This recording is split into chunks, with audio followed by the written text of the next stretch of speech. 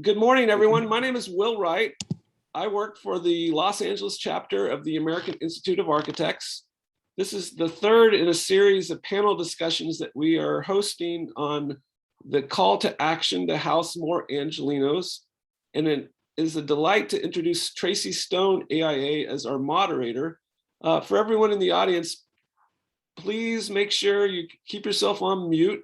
We encourage you to introduce yourself in the chat box, and we will be moderating questions and integrating you into the conversation as we go along. So welcome, everyone. Tracy Stone, thank you for joining us. Thank you, Will, and good morning, everyone.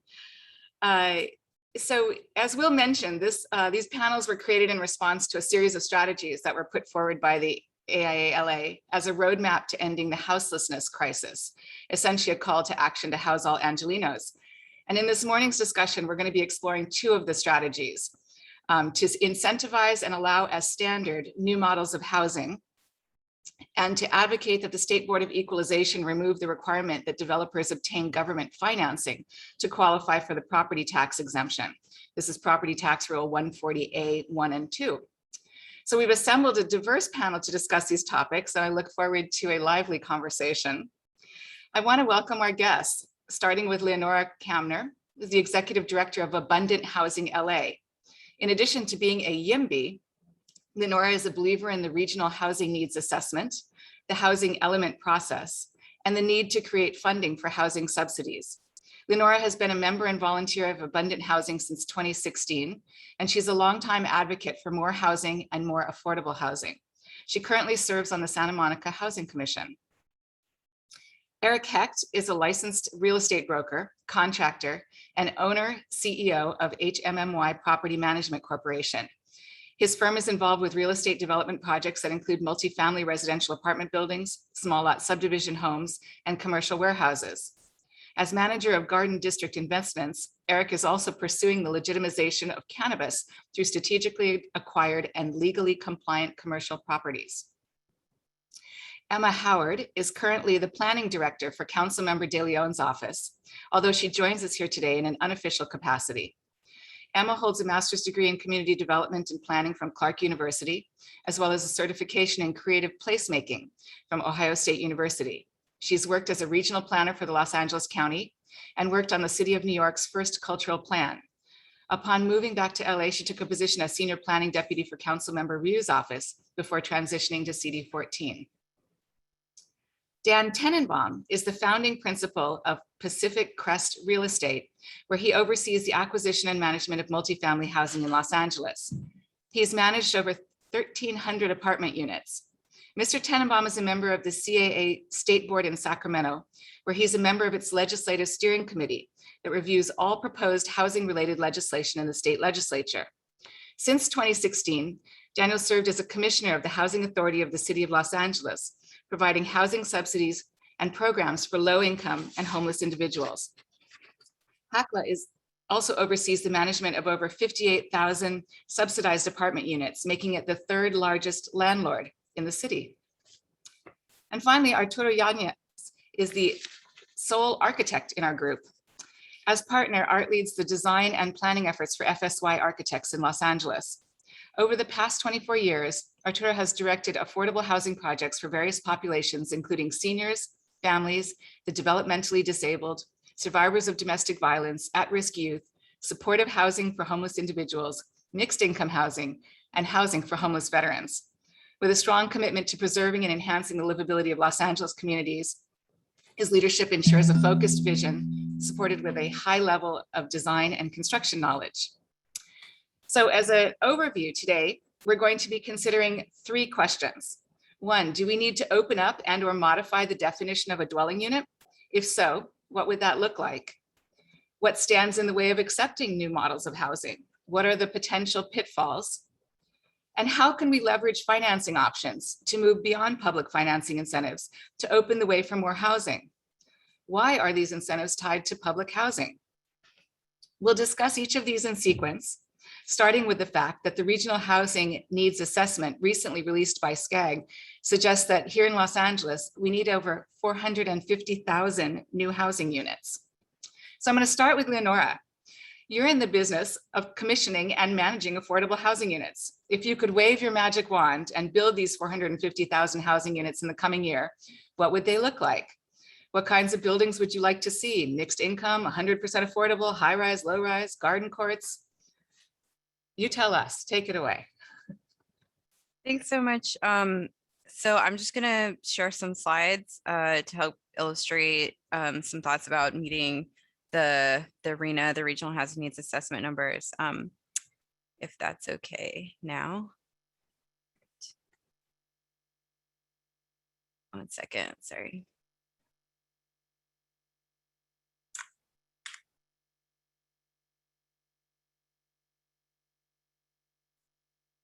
All right. So I wanted to talk a little bit about the importance of density and making sure that we open up high opportunity neighborhoods as a part of this process. So, this is just a general idea of having more units in one space. And this is an illustration of the importance of density for my own neighborhood. So, this is Santa Monica, where I'm from. And, on the left, we have a multifamily zone neighborhood. And this is actually a 6-unit building. And so 6 families can comfortably live here. But if you just walk across the street and cross over that border into the single family zone neighborhood, it's actually remarkable because the buildings look the same, but only one family is allowed to live in each of those units. And so, I think this is important to kind of bring the facts back to the conversation because, this 6-unit building, it doesn't, it's not a monster. It's not negatively impacting the character of this neighborhood. It has the same kind of look from the street, but each of those units is a 1/5 of the cost of the units in that single family area. And it also has a really big impact on the diversity of these neighborhoods too. So, in the multifamily zone neighborhood, we have an 8% Black population, but when you cross that border, that drops down to 0.8% just because of this single family zoning. And a lot of historians in Santa Monica have brought attention to records showing that was actually the explicit purpose of these single family neighborhoods was really to exclude people of color and exclude diversity from those neighborhoods. And the other thing I want to mention is, allowing people access to these high opportunity, high resource neighborhoods is really, it's an issue of equity. And to illustrate this, one important fact to keep in mind is that a person's zip code is more important for their health outcomes than their genetics. So actually, where they live has a greater impact on a person's health than even like their own genetic code. That's how important it is to allow people to live where they need and would like to live. Another way I want to illustrate the importance of density is with another personal story from my own neighborhood. So I have a friend here who works in a Santa Monica business, but because of high costs here and the lack of housing, he can no longer afford to live here, but he still works here. So where did he go when he had to move out of the city because of high housing costs? He moved out to Lancaster. So it's like a 2.5-hour commute either way. That's a ton of greenhouse gas emissions. That's sprawl, that's exurban sprawl into the natural environment. It means a lot less energy efficiency, and it's an extreme fire hazard area. And that's because, we have to draw that line back and say that's because we didn't have enough homes and enough affordable homes for people like him working in our city. Nevertheless, Santa Monica actually voted to ban micro apartments. That's not really consistent with the fact that we have a jobs housing imbalance and a great need to build a lot more units of housing. So our housing crisis and homelessness crisis are still getting worse in the county, We're not keeping up with needs. We're not making housing affordable. And building more housing and meeting this RHNA regional housing needs assessment is a really crucial part of that. The reason that this crisis is getting worse is because of this lack of density. We don't have enough homes for the amount of jobs and people that are here. In other words, that's creating housing scarcity, which means the price of land and the price of homes gets higher and higher. Landlords can charge more and more for rent. Here's a chart showing the relationship between scarcity and housing costs. You can see the LA metro area is on the extreme far side. It has the most housing scarcity and the highest housing costs. So there is, so by addressing housing scarcity, that's a critical way to address this larger affordability crisis. Many people mistakenly believe that low density suburbia prevents overcrowding, but the truth is the opposite. Low density zoning counterintuitively causes more overcrowding because there aren't enough homes for people to live in. And I think this is a really important point as we talk a little bit more about micro units. So now let's talk examples of micro units. Micro units are affordable by design. They often rent for 20 to 30% less than conventional apartments.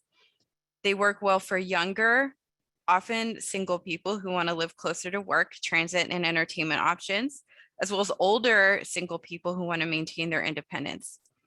So it's kind of this idea of trading space for greater affordability and convenience. Micro units provide people with privacy and independence.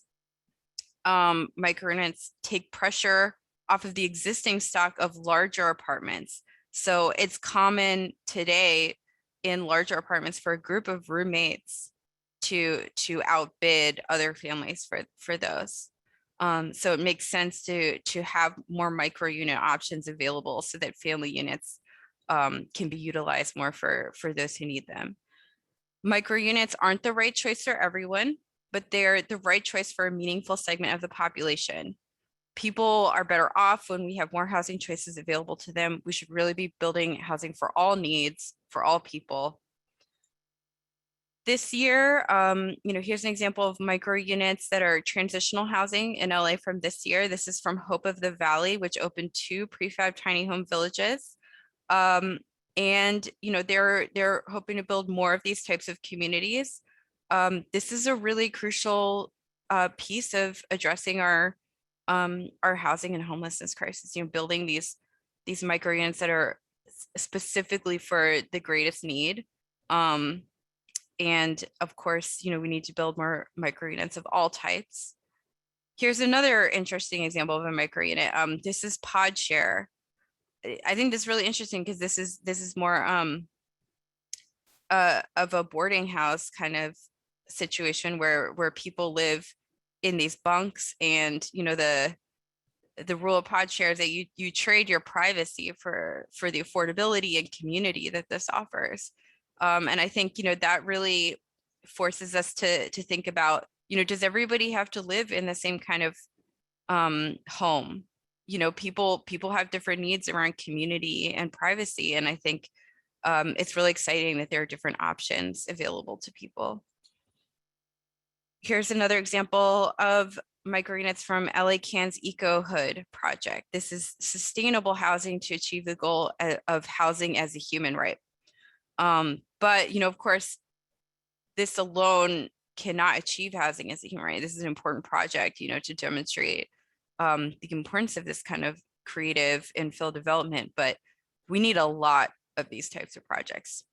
We need a ton of housing. We need a lot of innovation and building of housing to really make housing a human right for people. We need the homes if we're going to make housing a human right. And so micro units are important, but they're not the full solution to that.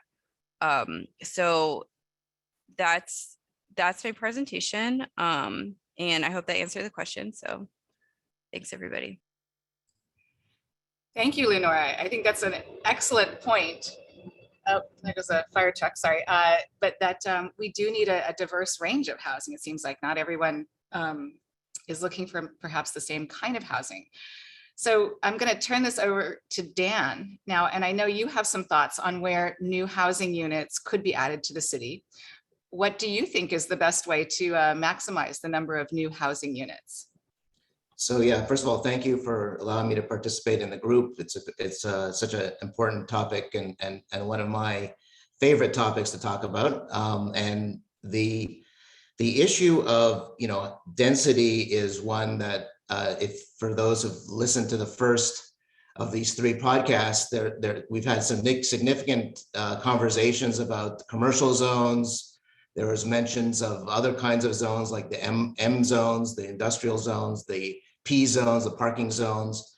And so, those are all important ways that the city of Los Angeles has to grow by allowing residential in some of those areas. But in my opinion, my background is I'm an apartment owner, but also very involved with public policy and affordable housing. And so I kind of mesh both of those interests into saying, how can we leverage the existing multifamily stock in a way that is going to help increase density and increase affordable housing? And so the kinds of ideas that I have been promoting is based on the idea that we have all these opportunities to increase density in different ways. It's historically been difficult to do it in single family homes areas, but with this new state law now, the so-called duplex law, I think in a lot of ways that's going to at least move things in the direction of having some more density in the single family zones, which makes up the vast majority of the square footage of our city. But it's the multifamily zones that are surprisingly undense for the second biggest city in the United States. So here's some statistics that I was able to get through a public information request from the housing department at the city of Los Angeles, HCLA. 87% of the apartment buildings in the city of Los Angeles are 10 units and smaller.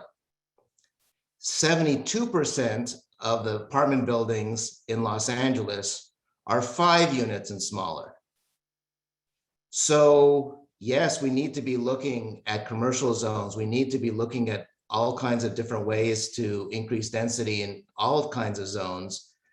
But to me, it's a real miss to not focus on areas that are already zoned multifamily that tend to be close to services, that tend to be close to transportation, and are less susceptible to this NIMBYism of the single family zone areas.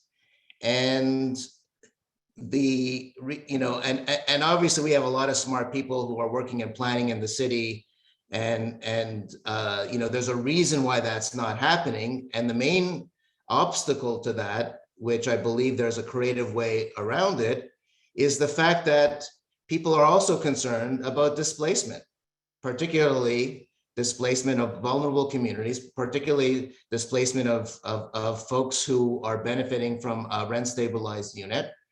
And for people who are concerned about the fact that the nature over time, the nature of that community is going to change, because if we're just taking down these smaller buildings and putting larger buildings without any benefit. But this is where the idea, kind of my hat of I'm the former chair of the California Apartment Association for Los Angeles, and surprisingly, maybe to some, but both at the city level and the state level, there is an option of a local rent subsidy that I think could help deal with a displacement issue. And it would work as follows. So the idea is, as was discussed in some of these previous AIA podcasts, is that there's already on the books density bonuses and TOC that have been very successful. Now, that has worked out quite well for larger types of development.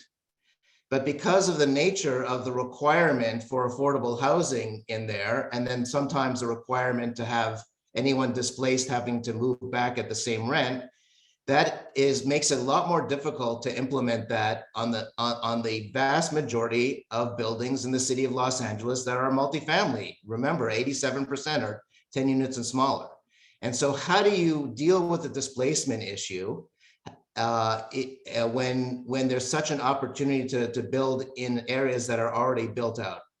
And the way you do that is to allow the developer who we create another option for the developer. And the option is that rather than having or to necessarily provide affordable housing in the new building, the developer pays into a rent subsidy fund on an annual basis. It gets on title. They basically pay the amount of the rent that they would have lost if they had to provide the subsidy on site. And it has a very much of a multiplication effect. So first of all, it deals with the existing residents, which is the kind of the main topic, but it's much bigger than that. So what that will able to do, so if you're in a unit and you've been benefiting from the rent stabilization ordinance, and your $1,800 older building for a let's say $2,000 older building for a one bedroom, and you're paying $1,500. The idea is that rather than putting that new building, the new affordable unit on site, you as that resident will get a $500 voucher that will enable you to go to another apartment building, a similar apartment building in your same neighborhood. And the actual subsidy program will be created in a way that some of these subsidy programs already exist, because we already have some subsidy programs. We have homeless subsidy programs that are very landlord friendly, that the apartment industry has welcomed, and working with organizations like PATH and other homeless organizations to house the formerly homeless and market rate apartments. Well, we could use those same systems in creating a local rent subsidy program funded by the developer. And the idea being, we could make those people whole. We need to compensate them with for all the inconvenience with an upfront fee, but the ongoing ability to make them whole in a new apartment in the area is dealing with that displacement issue that's been so hard to crack. And by being more flexible on the way that we implement these kinds of density bonus programs, now we should continue to have TOC, we should continue to have density bonus, but we should have these other options. And so this rent subsidy program can not only make these residents who are being displaced whole, it can also help with our homeless program. So rather than having in the brand new building a one bedroom apartment where someone's paying $800 for a $3,000 brand new one bedroom, that's a $2,200 subsidy. What if we could give seven people $300 to prevent homelessness, and have a rent subsidy program that we can give to them at the same time? So this idea of a rent subsidy program actually was supported by your previous guest, Max Podensky, and I worked on it together. It actually got passed with the help of Council President Nuri Martinez at City Council in support of this idea. And it's an idea that I think will help us increase density in an area that has really been underdeveloped. And so, for me, it's a multi-pronged approach, but there hasn't been a lot of discussion about the R2, the R3, the R4 zones. There's been a lot of discussions about other zones, but I think we need to start focusing on that, and then dealing head on with the density bonus instead of saying, oh, we can't do it because we're displacing too many people. Let's be creative. Let's find ways to deal with it so that we can really build up the city, because we're going to need that to hit our housing element goals. Thank you. Thank you, Dan. I think you're absolutely right. We have to start thinking in new directions and looking for ways to address the displacement issues. And I appreciate the fact that your proposal looks at that head on. I want to move to Art for a moment and ask you, as an architect, Are there models of housing that you've seen in other cities, other states, or other countries that you think would be viable here? What's on your wish list of architectural solutions to the problem? And maybe you could talk a little bit about what might be standing in the way.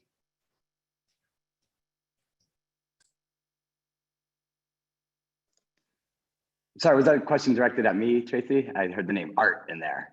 It was Art, yes. Yeah. Okay, cool. Good Yeah, morning. I was going next. So, all right, cool. Go ahead. I'll take myself off mute. Yeah, so when we think about housing, I mean, a lot of it is really the way that we design as architects. It's based on the changing social, technological, and ecological urban conditions that are prevalent in whatever city we're talking about. So housing is one that is heavily influenced by those conventions, and the forms of these dwellings, they tend to change very slowly. But the city of Los Angeles was really based on car culture. So a lot of what we are building is really the first thing that you look at is how much parking do I need to put into this particular project, and that drives the entire design discussion. Like, first thing, how do we get enough cars to fulfill the requirements for that particular project size? So in addition to density, which I want to echo the importance of that, is how do we change the requirements for parking? And we're beginning to do some of that already. We have the TOC available in many properties already. We're currently working on a couple of projects that are TOC. And what's great about it is because parking is not required, we've been able to double the amount of units that we can get onto a typical size. So we have one that's 50 feet wide, and we were able to get 217 units per acre. So about 50 units total for that project, just because parking was not part of the equation. And so that makes a huge difference in looking at different types of models of housing. If we can eliminate the need for that. And a lot of it really has to do with location. Are you close to transit centers that will allow you to do that?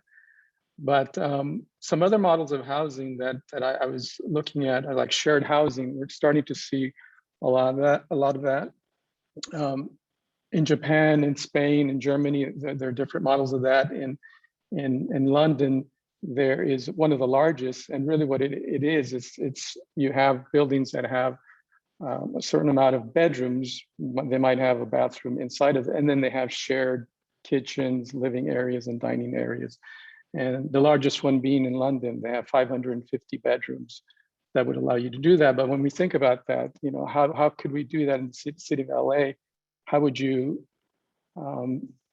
respond to parking requirements? At the moment, I don't think that would be possible. So we would need to look at that. But that really is responding to the question of how do we have more density? How do we get more people together into a particular space that we have available?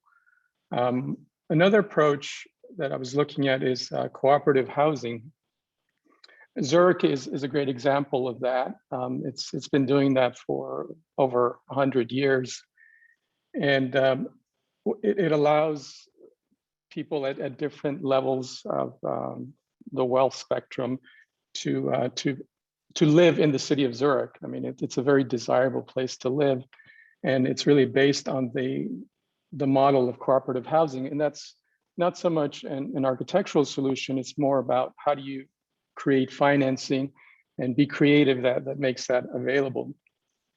And what was interesting that I found is that they actually have architectural design competitions. So a lot of these buildings, they're very attractive and really they're looking at ways to create environments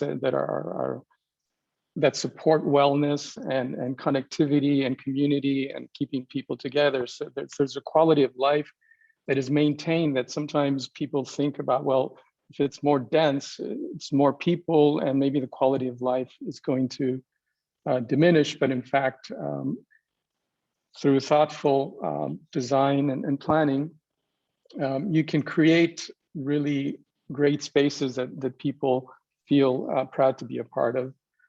And lastly, I think we touched on it already, is the elimination of the single family zoning. And there are other cities that have done that. The city of Oregon is a good example of that. And as Leonora pointed out at the start of her presentation, the massing need not look any different. You can put more people into the same amount of mass, and that in itself would create a lot more housing opportunities.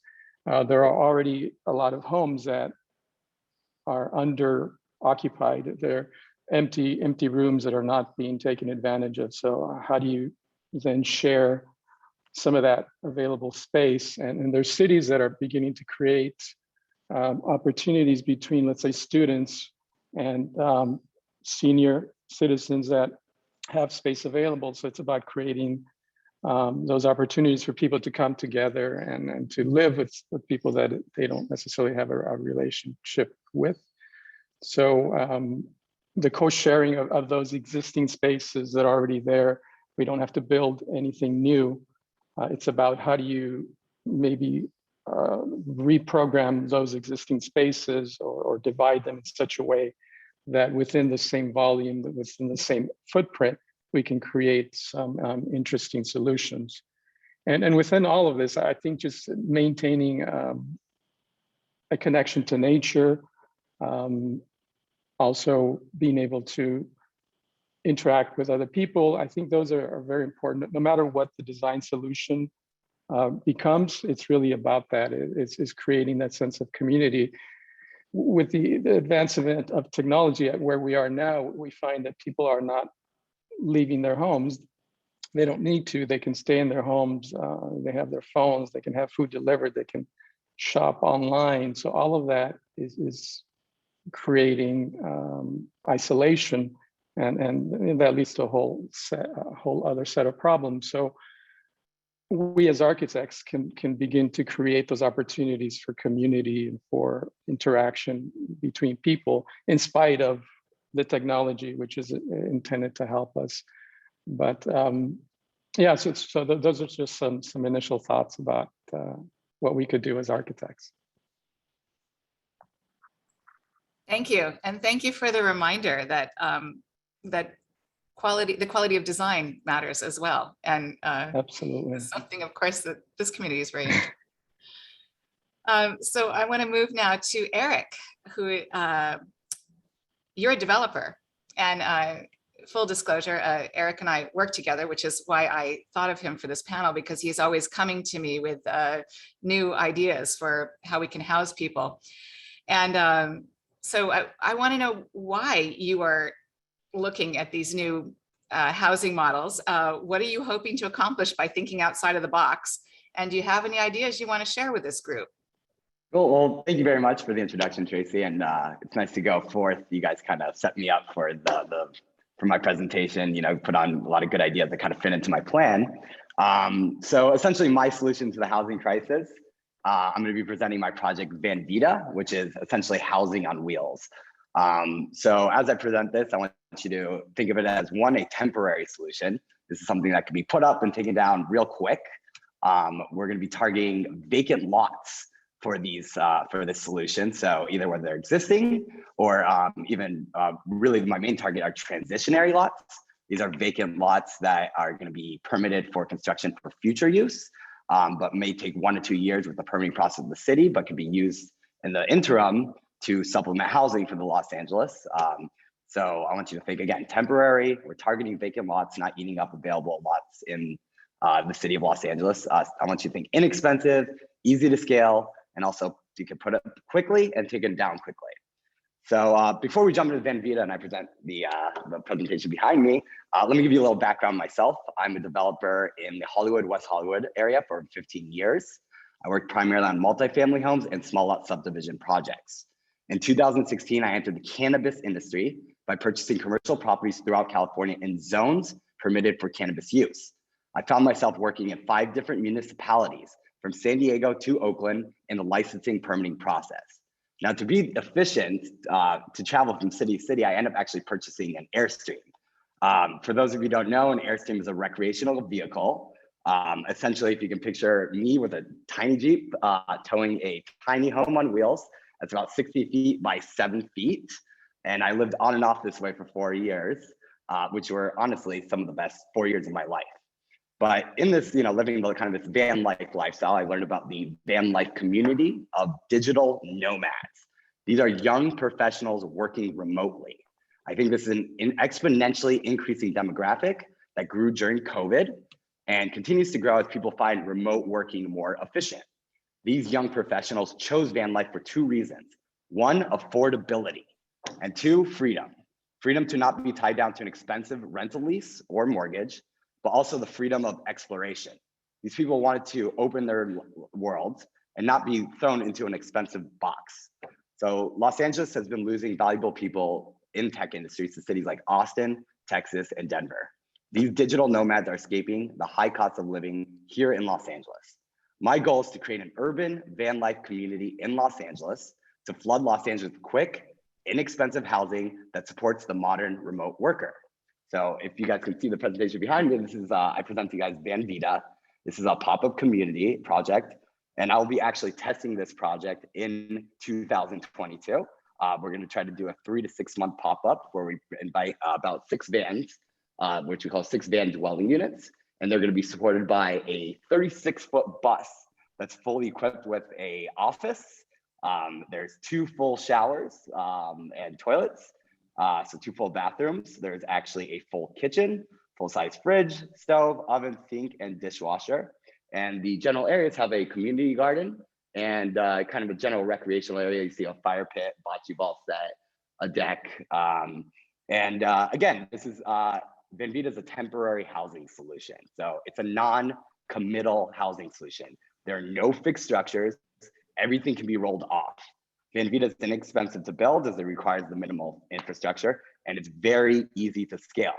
The bus support system, which is the main infrastructure, can be rolled off at any time and moved to another Van Vita location if needed.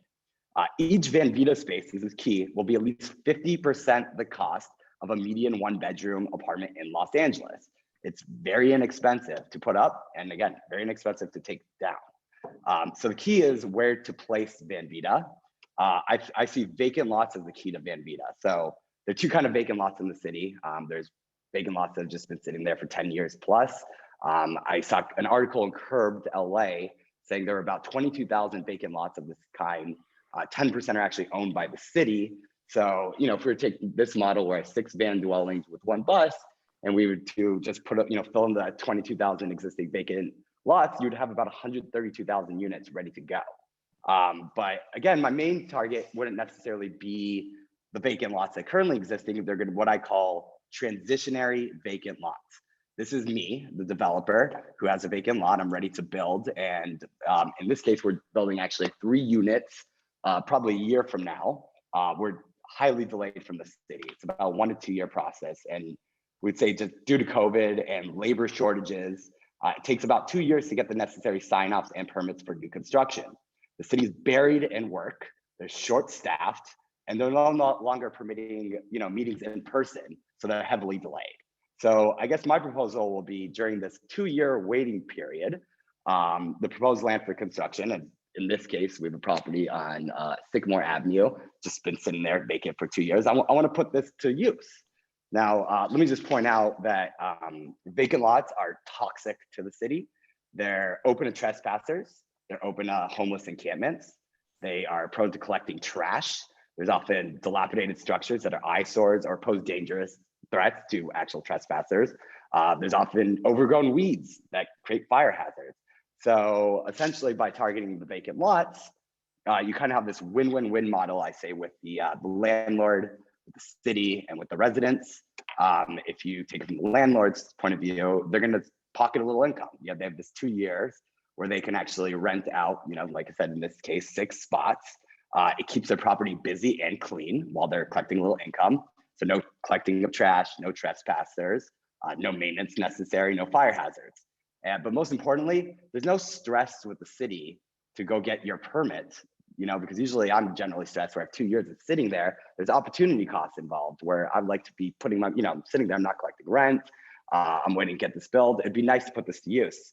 And often I'm pressuring the city to give me my permits. But in this case, by, making the income in the interim, I'm no longer pressuring the city. I can kind of ease them off. I think the city, it's a win-win situation for them because it's a reasonable, quick solution to the housing shortage. It's easy to scale.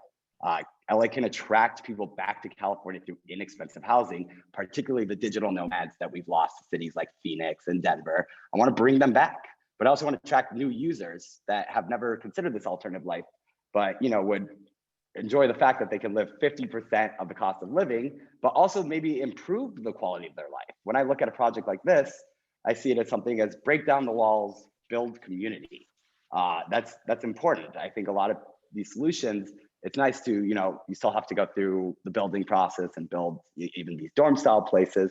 But in this case, you're actually encouraging community by tearing down the walls and forcing people to work together. So essentially, this is kind of my idea, and we're going to test the concept. And I'll leave it at that. And if there's any questions, I'm sure we'll continue from there. Thank you. Thank you, Eric. I think that's the thing that jumps out for me is this potential for adding over 100,000 units quickly and temporarily is very interesting. So with that, I'm going to turn it over to Emma. And I want to ask you, what do you think is the difference between the way architects and planners define new models of housing? And what do you think we should consider a minimum housing unit? Are there pitfalls inherent in adding density and smaller units to the city? Yeah, okay. Lots of things. I wrote a million notes. Hi, everybody. I'm Emma Howard. I'm Councilmember de León's Director of Planning. So that's Council District 14. And I did realize I did want to share at least one slide, which I'm going to try right now. Let's see if that works. This is from our housing element report of rezoning candidate sites in the city, all units, distribution of potential units. So the planning department looked and said, where can we upzone? And I don't know if you noticed this little hot area here, but that's downtown Los Angeles. So my district is spending a lot of time thinking about it because we're anticipated to do about, 2/3 of the first round of capacity building. We're going to add about 70,000 units in downtown Los Angeles right off the bat with our housing elements. So that with our downtown community plan. So I do want to invite everybody to get excited about DTLA 2040 and come talk to us about that.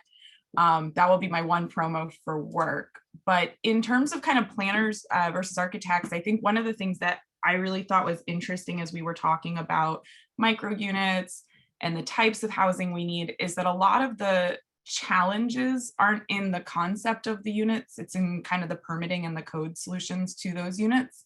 And for instance, one of the projects I wanted to talk a little bit about was Project Homekey. So this is pretty successful, right? I mean, the idea from the state was, you know what, we've got folks, we need to get them in housing, buy these motels and hotels, especially during the pandemic, that are underutilized, and turn them into permanent housing. And the city of Los Angeles put in a bunch of bids. We got a number of those hotels. We talked to a lot of the architects afterwards, and they said, one of the most one of the worst things that happened in this process was that they had fire code requirements for sprinklers in hotels are different than fire code requirements in permanent housing. So despite the fact that people are sleeping night after night in a hotel, the fire code sprinkler standards are less stringent than multifamily housing, and they had to replace sprinkler systems. And there was this one of the questions I think that we asked there is that truly a safety standard or just a mismatch? And I think one of the things that we'll find as we start looking at the diversity of housing types that we need across the city, and we really do need a diversity, right? I mean, I think everybody suggested suggestions. I think part of it is that we need a lot of different options. We can't just do one, we got to do all of them, right? It's not just changing single family zoning. And we're going to be having a lot of debates about how and what kind of changes we're doing to single family zoning and where, but I think everybody knows that's a conversation we need to have. It's not just about adding capacity in areas and adding density in areas. It's also about infill development. You know, I think there's some really exciting studies about low-hanging fruit, right? Commercial corridors in the city. We have tons of commercial corridors that have parking lots and one-story buildings that are commercial. So no one gets displaced, right? Even before we start working on the 10 unit and bringing the 10 unit up to a higher density, we've got lots of corridors that could have 4-story buildings. I think I was listening to a talk from Move LA where Comey at SCAG, director of SCAG, said, if we just did 4 stories on all of our commercial corridors, we do our arena numbers like 3 times over, right? Because there's just so much of that land still available. So we do have a lot of land to work with in LA. That's exciting to me. But when we do that, I think we have to talk about kind of those conflicting layers, right? When we worked on the tiny home villages that Leonora was showing us, we got in a lot of internal conversations about like, what is the minimum fire lane turnaround you need here, right? And because we were the city talking to the city, we could get really aggressive where a private developer can't necessarily tell the city like, hey, you're kind of over engineering this. So those are some of the things that we have to really also be smart about on site. Is for micro units, there are different standards. Depending what housing voucher you get, the minimum unit size has to be a certain size. So if the city says your micro unit can be no smaller than X, the housing voucher says your micro unit can be no smaller than X, do we all have those numbers kind of consistent across each other so that we're providing those pieces? So those are some of the things that I think about, because that's like the boring stuff nobody wants to get into. And like those working groups, those implementations, it's like you struggle through it on an individual project. And then what doesn't happen often is a capture in the code. And I think that's something we've been talking a lot about with AIA, is like, how do we take the lessons when everybody struggles through it and we find those solutions on one project? How do we codify it so there's like basic building blocks for more housing types, the more diversity of housing types we build? What are those minimums? You know, Tracy, on our emails, we were sort of talking about the AIA recommendation that we kind of lower the standard of kitchen. And I thought that was interesting because I've actually been in projects that are multifamily housing that have a low standard of kitchen. So I'm not sure the minimum is actually the city requiring it, because I was in the Via Carlotta building. This is a very like controversial thing. They kicked everybody out. They had a lot of longstanding RSO tenants. They got an HCM nomination. They did a whole retrofit, beautiful luxury. They're kind of targeting it at like 30-day stay populations, and the kitchens in there are like 1 burner, a microwave, and a mini fridge. You know, it really does kind of say, hey, you're not staying here long, you know, because you can't roast a turkey in that building at all. So I do actually think like one of my contrarian pieces around micro units is also just kind of like, what is the standard quality of life question? I think that's something Arturo was saying, is like, you know, how do we do this, but also provide people with a community? How do we kind of bust through our American individualism and kind of say, when we build this, you'll get all those amenities, but maybe not just to yourself, right? For instance, I think a lot about buildings' open space requirements. A lot of multifamily requires that you give people open space, and you have to give them these like projecting balconies that are clear on all sides.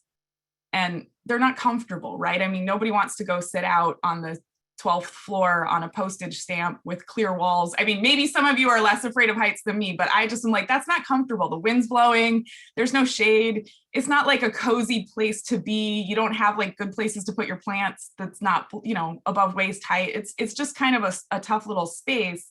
And if you go around the city and look at those balconies, they're pretty empty.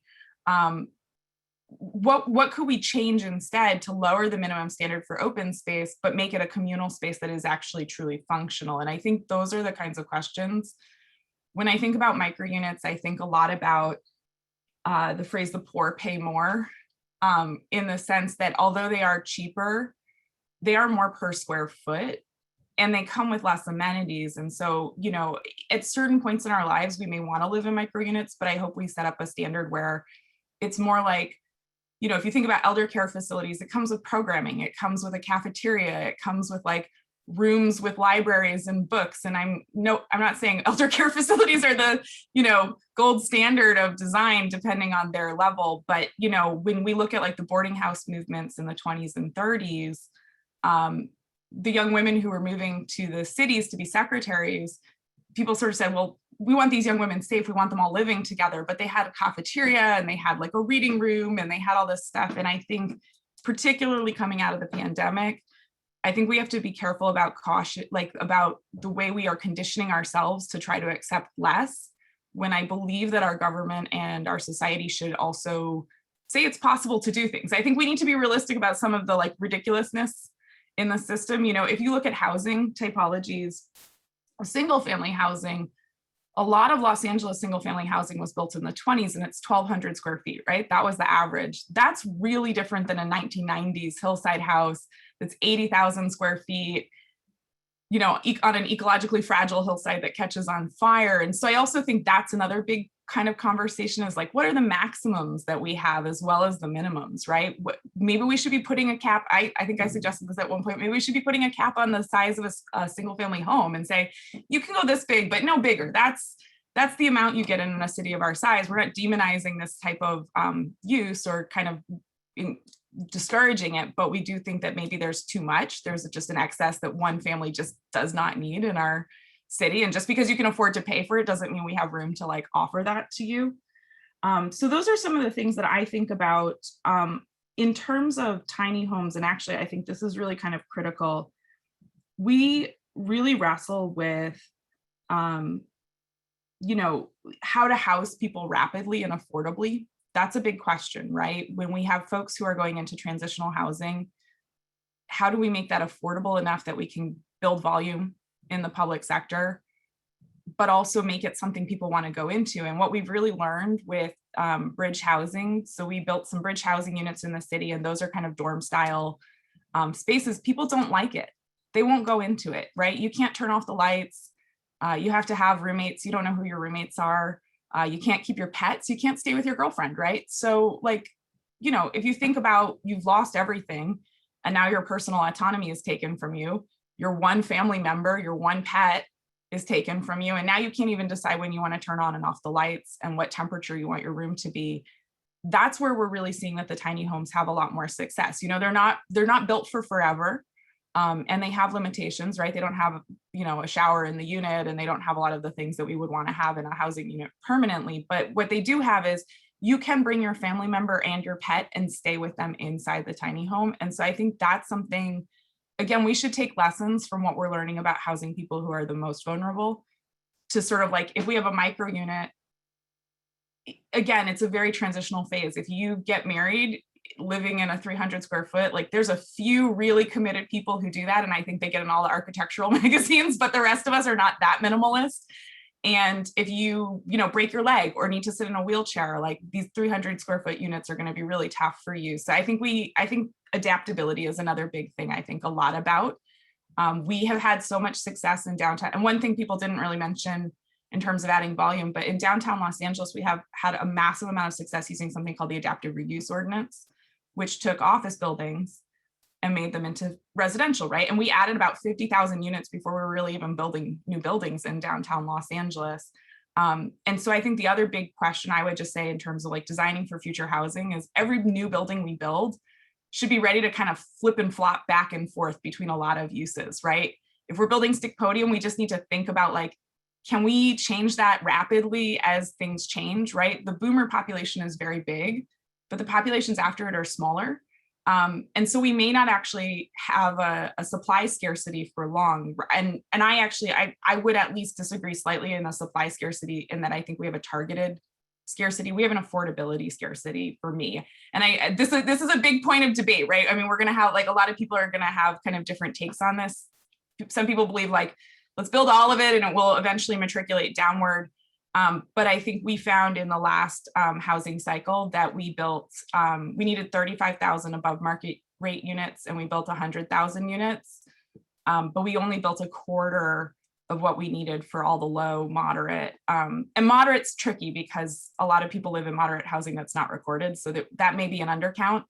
But we just didn't build enough of the affordable housing. So I also think that's where all of these incentive programs should really focus on, if we're going to change single family zoning, for instance, the way Cambridge did it they said, well, you can have a house, you can add units, but those need to be moderate and low income units. And so, you know, you're still going to make a return, but now we're actually desegregating by income, at least, the suburbs or the single family neighborhoods. And so I do think, like, for my office and for myself, I think we're interested in keeping those best density incentives in the toolkit for affordable housing to make them competitive in a free market system. So, okay, I'm done. I'll stop talking, but those are all buckets of thoughts that I had about things I'd like to see in our city, and I'm excited to work on. Thank you. Yes, that was very comprehensive, and you touched on so many interesting ideas that I hope we'll have a little bit of a chance to explore more. So I want to move on to this question of what are the stumbling blocks, and I think each of you perhaps has identified a few of them on the way, but I wanted to note that the LA Municipal Code definition of a dwelling unit says that it's a group of 2 or more rooms, one of which is a kitchen. And the definition of an efficiency dwelling unit also includes a requirement for a kitchen. The definition of a junior accessory dwelling unit allows for shared sanitation facilities, but not shared kitchens. And I think of particular note, parking in Los Angeles is based on the definition of habitable room, and it includes kitchens in the calculation. So kitchens definitely impact the units in a number of ways. So I'm curious to know if what you all think are the sort of problems, or if you want to identify a problem that is standing in the way. And Art, I want to direct to you the question of what current codes or standards are particularly restrictive. What are the factors that currently dictate what housing should look like or how it should function? And if you could change one code, maybe what would it be? So what do you think?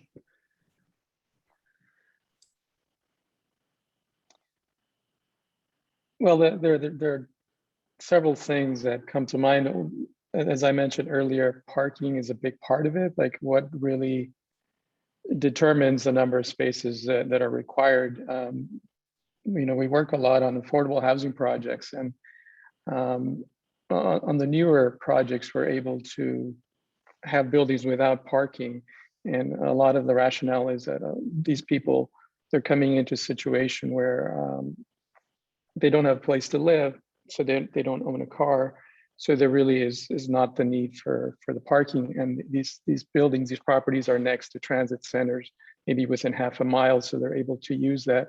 Bicycle parking is a big part of that. So being able to reduce the parking requirement, I think, opens up a lot of possibilities to use that space instead of for parking for living spaces. So then that becomes a question, at which point is it practical? Even though you're not required to, you would still want to provide some parking spaces, which we tend to do. And then there's a question of the kitchen. A lot of the units that we're required to provide because of funding sources, they have very specific requirements that the kitchen must be a certain size, you must have a certain number of storage spaces. You know, every funding source has their own guidelines or requirements, and you must comply in order to get that funding. So a lot of these people, they're living by themselves in one unit, and they get a full kitchen. So I think being able to minimize those requirements in such a way that we're sharing some of the resources from the different units in a way that people are not as isolated in their own space, but they're coming together maybe to a community kitchen. And that creates that the feeling of being part of a community, which is so necessary.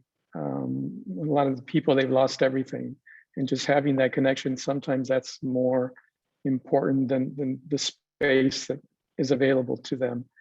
So those are some initial thoughts about that. Thank you. Leonora, I saw a question in the chat, and it was one that we had in mind as well, which is, you know, how, if we reduce the size of these units, we're adding density, we're maybe going to a communal kitchen, going to micro units, how do we address concerns about these devolving into more tenement type housing, which I think is maybe what a lot of these ordinances were created to address. Do you have any thoughts about that? Yeah, I feel like the other panelists have mentioned this and made a lot of really good points around this.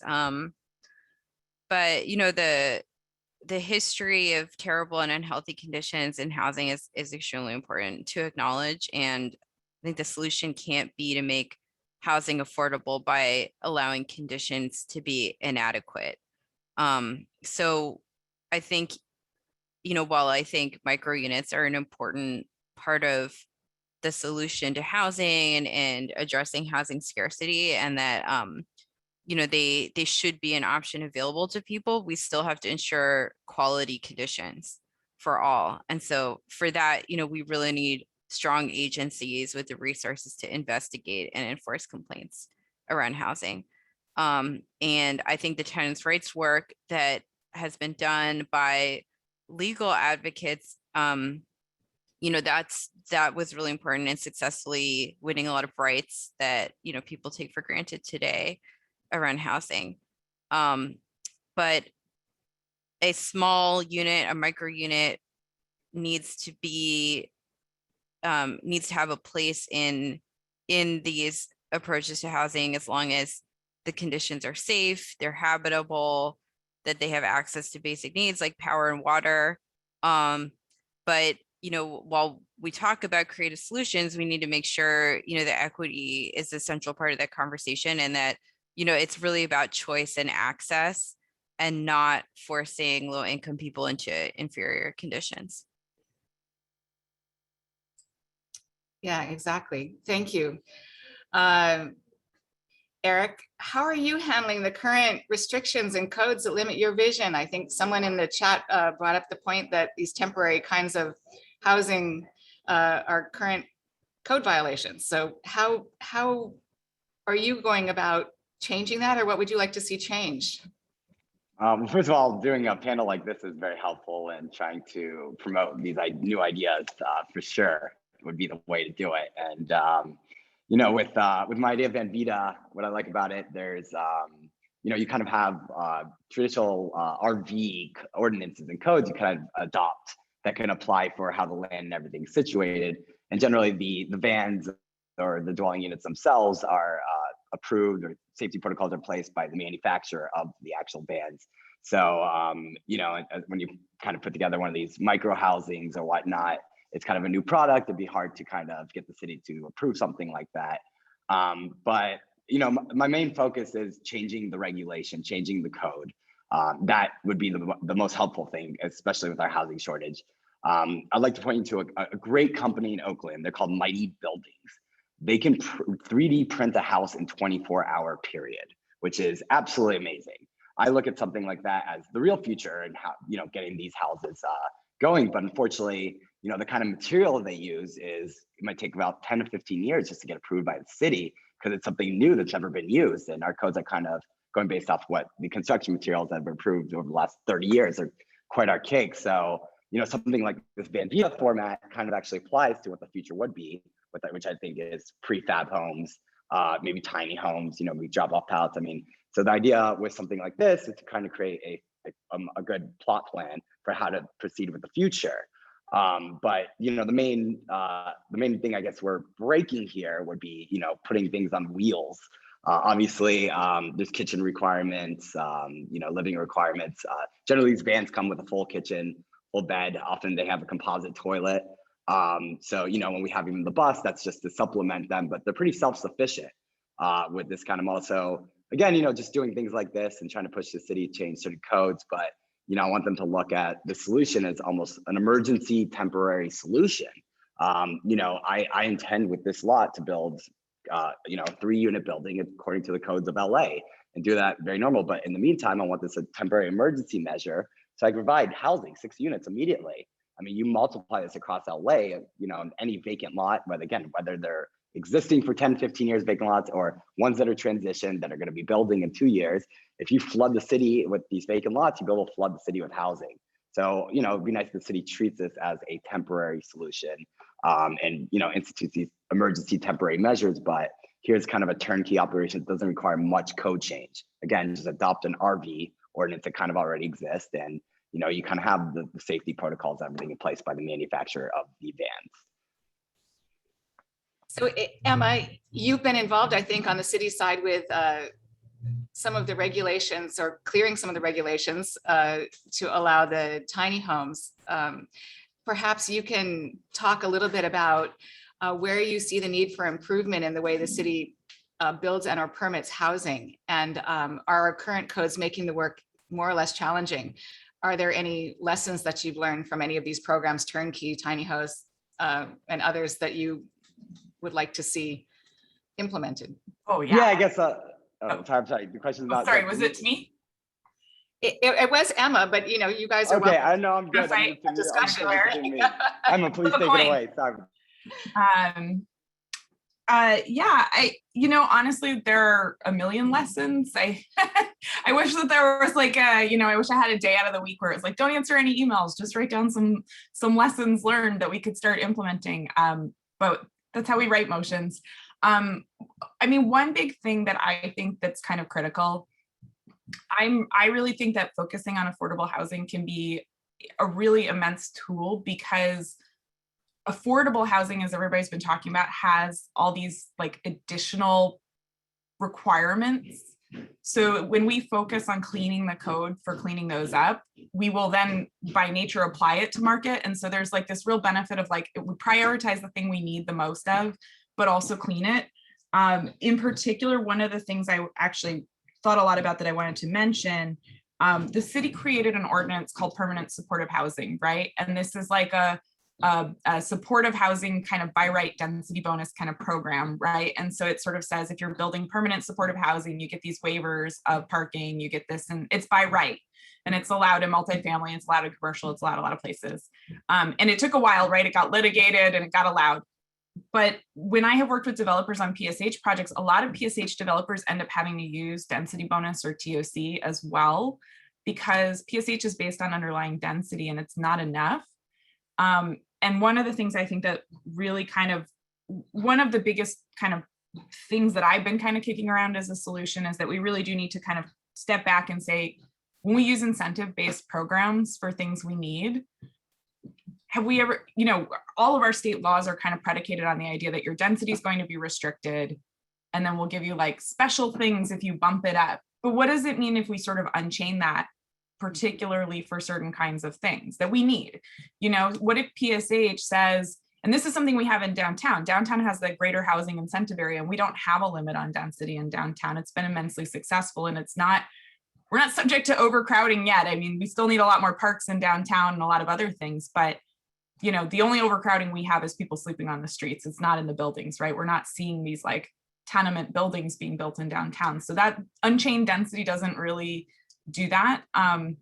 So I know it's probably shocking to hear somebody who was a deputy in CD4 say unchain the density, but I think in particular, unchaining the density for affordable housing and PSH, so that anywhere you are in the city, you can build those units, you can build that density. You're not looking at sites. We have sites that are constrained by specific plans where we looked at a beautiful vacant lot and we said, you know what, we can only get 30 units on this lot because of all of the constraints, because PSH is based on some underlying frames. So to some extent, we need to kind of think about how we unchain some of those things. And then I would also say then if people get used to those things and see that they're not bad, they'll be more ready to accept some of the change that's coming. I think a lot of people see change as loss because right now they see new buildings, but they don't see the affordable supply increasing. They see, densification, but I have to say, like, a lot of small lots are not the most beautiful buildings in Los Angeles, right? They're not necessarily very like sense of place-based, or they don't look very different from each other. And so it'll take a while for our eye to appreciate them if we ever do. So like those kinds of things, I think, make people say like, I don't like the change. So I do kind of think that one of those things that we really want to think about, that's one thing. Unbundling parking is the other part too, like where people are afraid to lose parking. And we do actually find people in low income housing, a lot of them rely on cars. We have studies from LADOT that said, for women of color, having access to a car is like the big liberator. And so, as much as I am also like, let's get on the bus and I take the subway and I live in K-Town and I go from the Purple Line to City Hall and all that stuff, if you have children and you have a shift job, you do need a car in this city. And so how do we like, again, right size that so that it's not zero and it's not overparked? It's, you know, we have enough pool, again, a common pool of car or car share in the neighborhood to help people who have kids with that, or people with mobility issues. Again, it's not the absolutes, it's kind of like adding that flexibility. Okay, I'll stop talking. I'm gonna ramble. That was great. And actually, you're right. Car sharing is a solution that we don't hear too much about. And it's interesting to hear you bring that up. I don't know quite what the future is there, but it seems like there's some possibilities. I want to turn to Dan. And your proposal seemed to work kind of nicely within current codes. And I'm curious whether you think there are any code changes that are necessary, or are current codes sort of working fine? We just have to figure out how to use them better. Well, I actually think that the idea of using some form of housing voucher to deal with the displacement issue is something that will require a state change in the density bonus law, because the benefits of the way it's currently written, it would have to be the benefits would have to be within the building itself, and so there would have to be a modification. At least for statewide, to be able to allow the ability to create that alternative to fund, rather than the actual unit in the building, a subsidy that benefits residents otherwise, that could either deal with the displacement issue or general affordability issue by having a city-run a rent voucher, a rent subsidy system.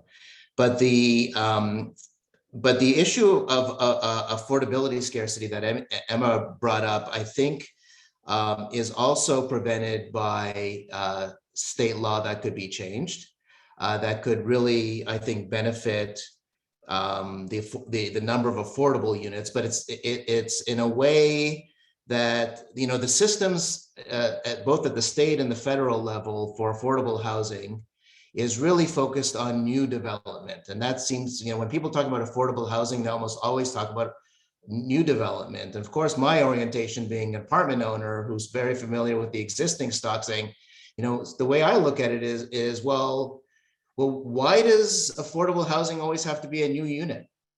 And yes, we have to increase the number of units as part of the general affordability.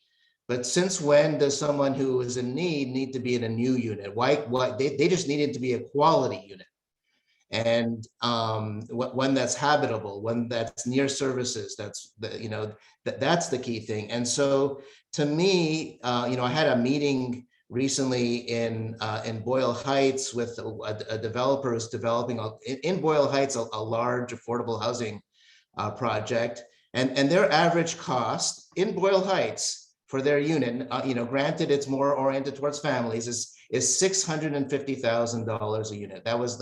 That's usually the high end that you've been hearing recently, but we also that high end is going to keep changing as all the supply costs have been increasing.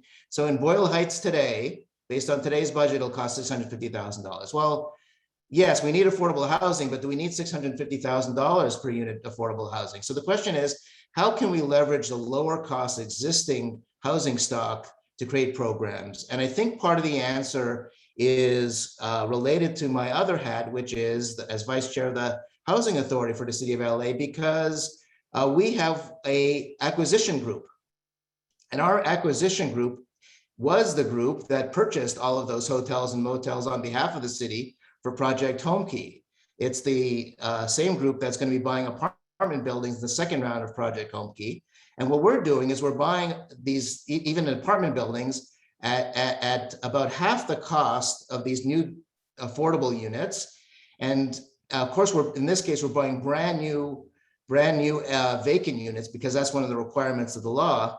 But after we're finished with Project Homekey 2, we're going to continue to buy existing apartment units. And as the units turn, without displacing any existing residents, after Housing Authority purchase these older buildings that are lower cost per unit, we're going to be putting people off of our Section 8 wait list or other Section 8 residents in there. So over time, you know, even in our rent stabilized properties, over 5 years, about 70% of the units turn. over time, we're going to create all these affordable units just in a way that, because we don't pay property tax as an agency, we can partner with private companies to really purchase thousands of units a year and slowly convert all of these units to affordable units at a fraction of the cost. And I think that the state law that could help open things up so that not only the housing authorities can do this, that private companies can do this, is to make a modification of a law that many of you may not be aware of. But there's a property tax welfare exemption law.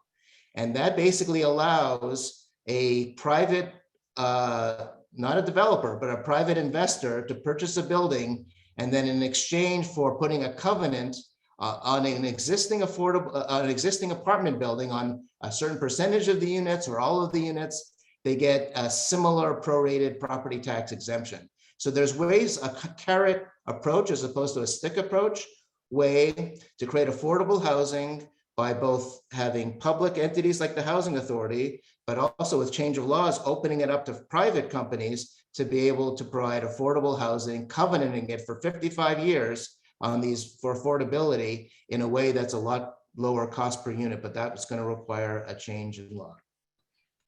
Good point. I wanted to bring up a couple of questions, Dan, that are in the chat right now. One of which is, do you think $500 as a subsidy is enough?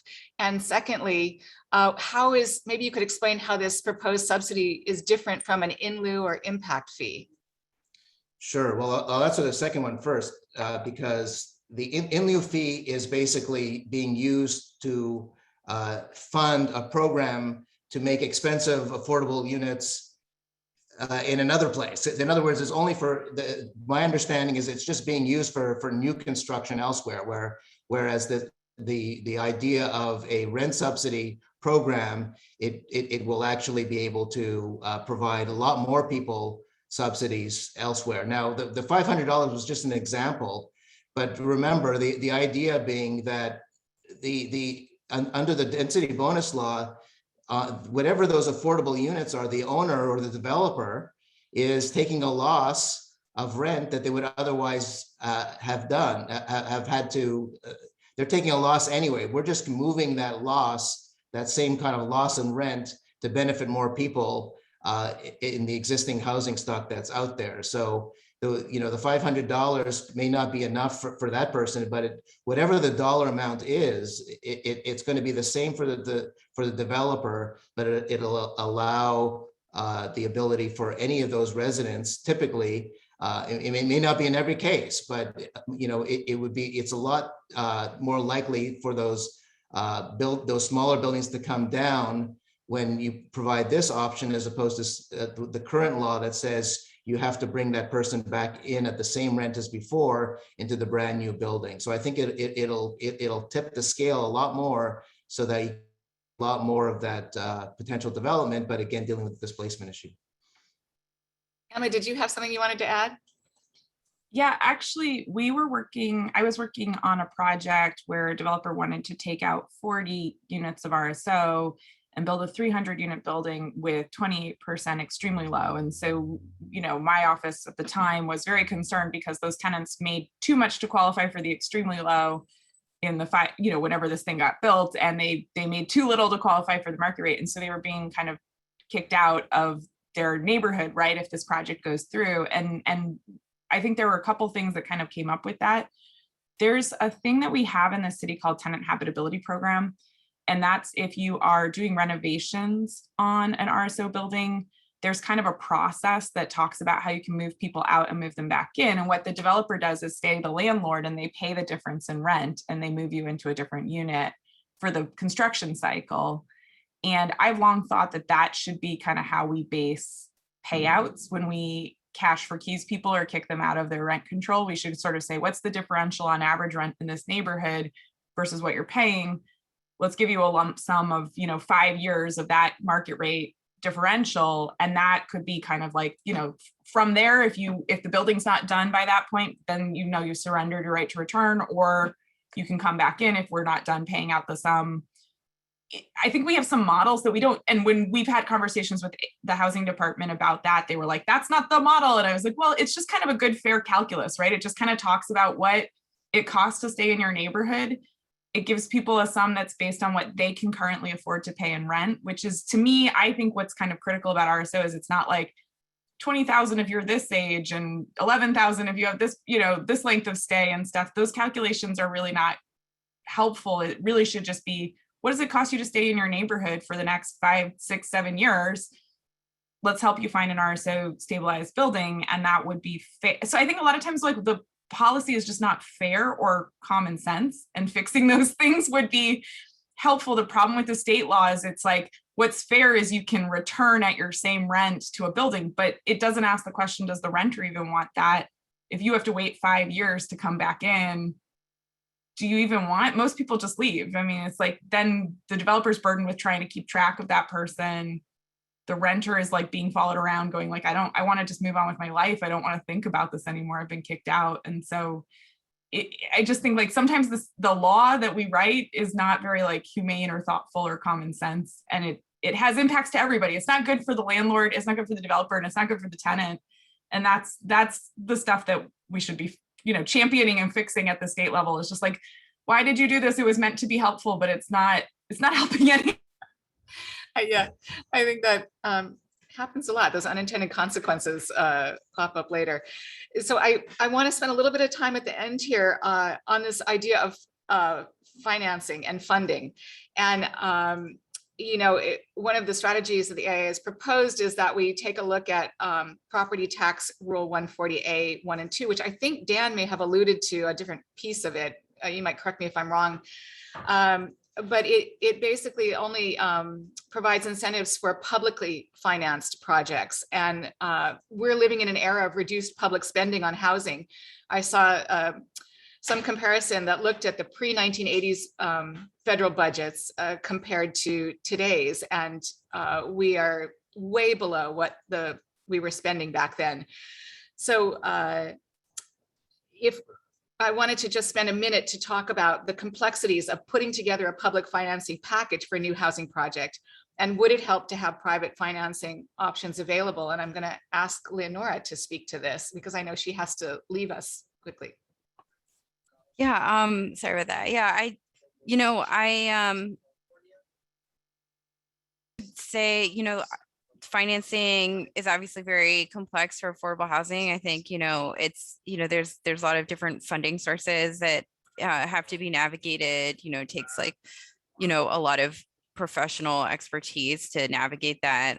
But, really fundamentally, I think it's still, it's an issue of money and economics. And I think there's, sort of that math problem that, we don't have enough funds and subsidies to really provide enough affordable housing to meet the needs, based on our calculation, or actually based on the report that came out from SCAMP a couple of years ago. I mean, we're looking at a deficit of over 500,000, which is, the monetary need for that would be 250 billion for the county for affordable housing. So I think it's not just a problem of like complexity for financing. It's also an issue of there not being enough funding sources. And I don't really see a pathway realistically to having like $250 billion for that from local sources, the state and the federal government. I mean, we definitely need as much as we can get, but I think that's where we need to look to, creative solutions that involve private components, involve market rate housing. So I do think, we need private financing options. We need, in all of the above strategy, we need private public partnerships, creative forms of acquisition, but, definitely private market rate housing needs like mathematically to be a part of the solution. Thank you very much. I really appreciate you taking the time to join us, and I know you have to jump off for another meeting. So we'll say goodbye and thank you. I wanted to turn to Art for a moment. And Art, could you give us a background, if possible, on why the property tax exemption was tied to public financing, and how does public financing influence or impact the design of housing? I think it's been alluded to already, but maybe you could elaborate on that if you want.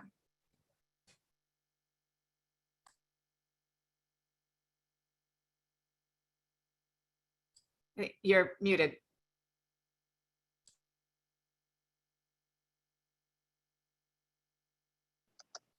Sorry about that. So yeah, a lot of the projects that we currently work on, they are based on public funding.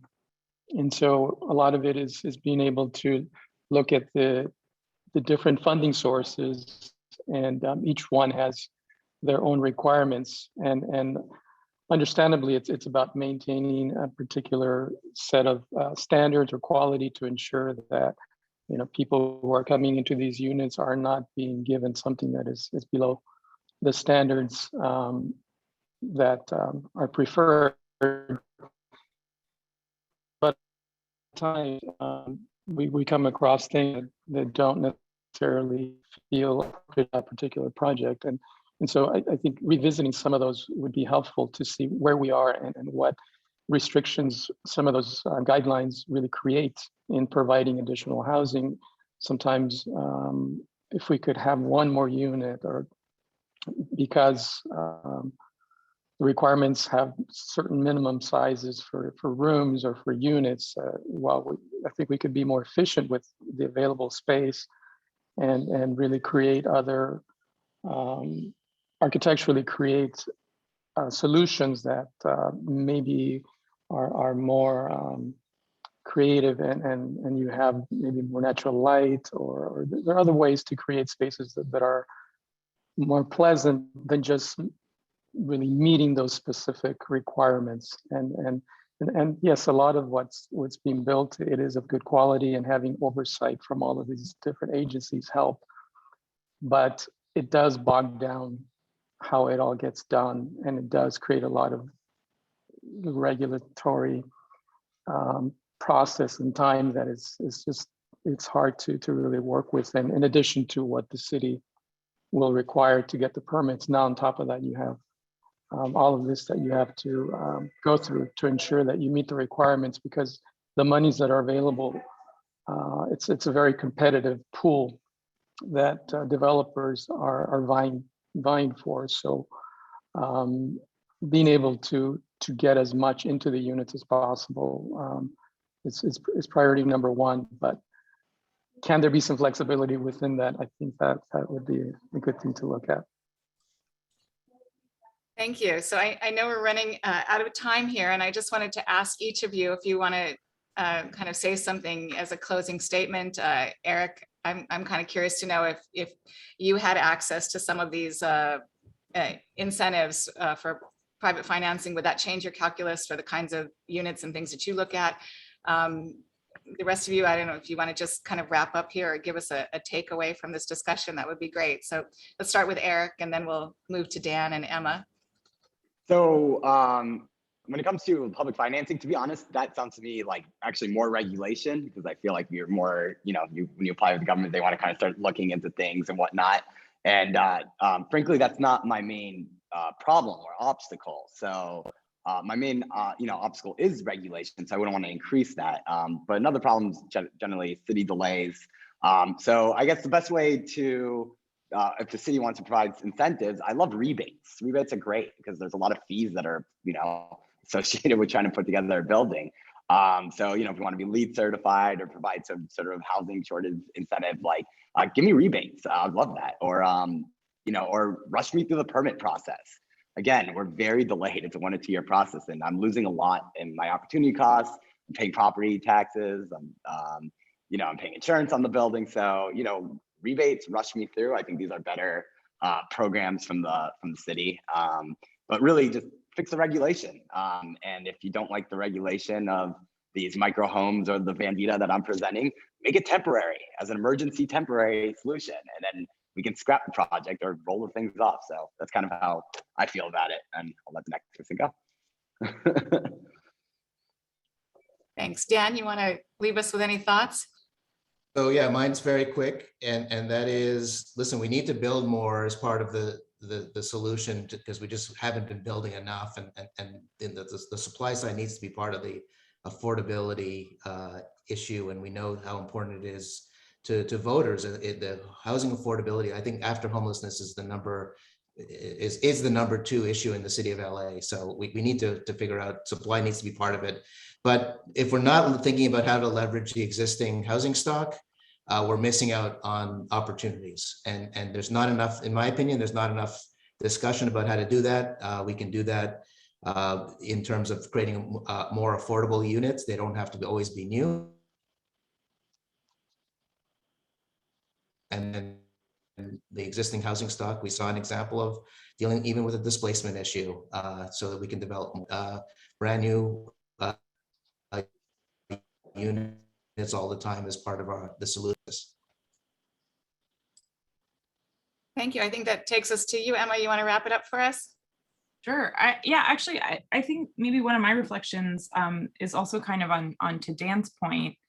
I think that a lot of people come with new ideas, right? We're like, this is the new idea, this is the new thing. And I think one of the things that comes out of this is actually, there's a lot of old ideas or current exact ideas that need cleaning up. And some of it is like maintenance, right? Like there's like maintenance of the existing so that developers don't have to jump through so many hoops. So we can kind of go through and say, hey, what works here? Let's like expand that program to all the types of housing. You know, if this is working for density bonus, everybody should have access to it if they're doing affordable housing. Or, you know, if this is working to save our housing stock, let's ease up a little bit and kind of build more flexibility. So for me, I think that's a lot of it. I think that we chase, you know, the state is like, oh, we're going to put in a new regulation that's going to solve it. And it's like, could you go back through the books and actually clean some of the old new ideas that actually are holding us back now? I think a lot about one thing we didn't even get to talk about, but there's a law called Article 34. It requires ballot approval for projects that are more than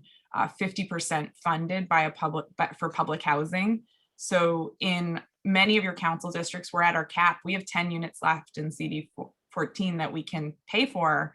After that, all of our projects have to be 49% affordable housing or less, or else we have to get a vote. So like, that's the kind of stuff that like, those are old laws. We just got to scoop them out. I think Leonora would say there's a lot of like old stuff that we could kind of discard and move past. And that might be, the new idea might be cleaning. All right, sounds good. Well, thank you so much to all of you for taking time this morning to share these ideas. I think it's been a very interesting discussion. I've certainly learned a lot myself.